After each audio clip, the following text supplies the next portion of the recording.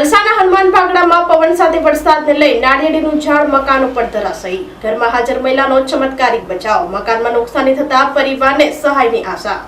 વલસાડના હનુમાન ભાગડા ગામ ખાતે પવન સાથે વરસાદને કારણે નાળિયેરીનું વૃક્ષ મકાન ઉપર ધરાશાયી થઈ હોવાની ઘટના બનવા પામી હતી. જોકે વૃક્ષ ધરાશાયી થતાં ઘરમાં કામ કરી રહેલી મહિલાનો ચમત્કારિક બચાવ થયો હતો.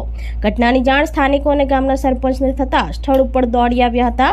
વૃક્ષ પડવાને કારણે મકાનમાં નુકસાની થતાં પરિવાર રસ્તા પર આવી ગયા હતા. પરિવારે સરકાર પાસે સહાયની માંગ કરી હતી.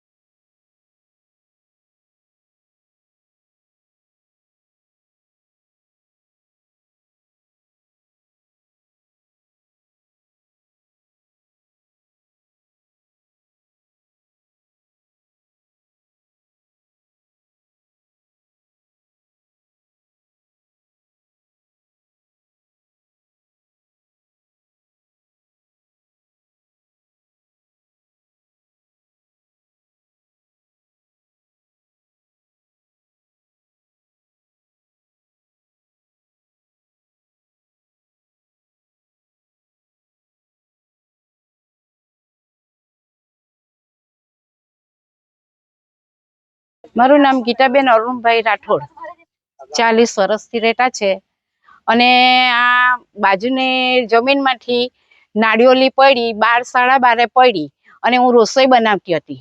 તો રસોઈ બનાવતી હતી ને એકદમ આવી પડ્યું તો મને આ સ્ટનમાં આંચકો લાગ્યો છે, ગુપ્પટ અને માથામાં ગુપ્પટ લાગ્યું છે અને હાથમાં ગુપ્પટ લાગ્યું છે અને આખું મારું ઘર તૂટી ગયું છે અને અમારું કોઈ રરવા વાળું કોઈ નથી, છોકરો જાટો છે.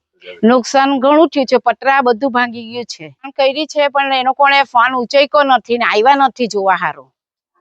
અને બાજુમાં બી બીજી બી નાળિયેરી પડે એવું છે. તો સાહેબ રાતના જો પડી તો અમને ફૂટેલામાં હું થઈ જાય તો અમને થોડી ખબર પડવાની છે. પણ જવાબદારી લેવાનું. જી ભાગડા ખુદ સરપંચ પ્રીતિ પટેલ. આજરોજ જે ઘટના બની, ગીતાબેન અરુણભાઈ રાઠોડ જે ભગતફળિયા 3 રસ્તા પર રહી છે, એમનું મકાન આજે વર્ષોથી 40-45 વર્ષ ઉપર બાપદાદાથી રહેતા આવેલા અને સ્વામીની જમીનમાં પ્રદીપભાઈ ચૌહાણની જમીન આવેલી અને એના અંદર ઘણા ઝાડવાઓ છે.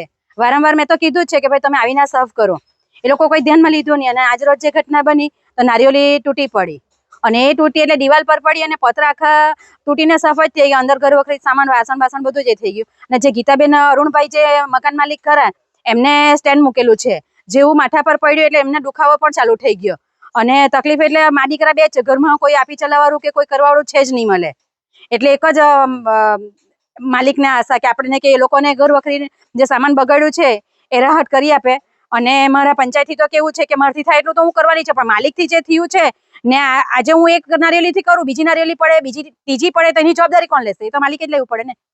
વિક્કી અરુણભાઈ રાઠોડ. અમે અત્યારે કમસે કમ અમે 50-60 વર્ષ જેવા રહ્યા. અમે આજે મેં જોબ પર હતો ને ફોન આવ્યો કે ઘર પર મમ્મી કે નારિયેળ તૂટી પડી છે. મેં જોબ પરથી ઘર આવ્યો, ઘર આવીને જોયું તો બહુ નુકસાન થઈ ગયું. પતરા તૂટી ગયા અને વાસણ ને બધું થઈ ગયું, નુકસાન થયું. હા, જમીનવાળાને નારિયેળવાળાને ફોન કર્યો તો ફોન ઉચકે કે અમારા આમ છે અને તેમ છે, કહેવા લાગ્યા ને કહેવા લાગ્યા કે અમારથી હવા હે નહીં ને આમ કોઈ કહેવા લાગ્યા ને ફોન પાછો કર્યો, ફોન ઉચકે નહીં પાછા. આપણી સંકલ્પ ન્યૂઝ ચેનલને સબસ્ક્રાઇબ અને લાઇક કરો, બેલ આઇકન દબાવો જેથી આવનાર ન્યૂઝ અપડેટ્સની નોટિફિકેશન આપના મોબાઈલ પર સૌથી પહેલા પહોંચે. Like, subscribe and share the video.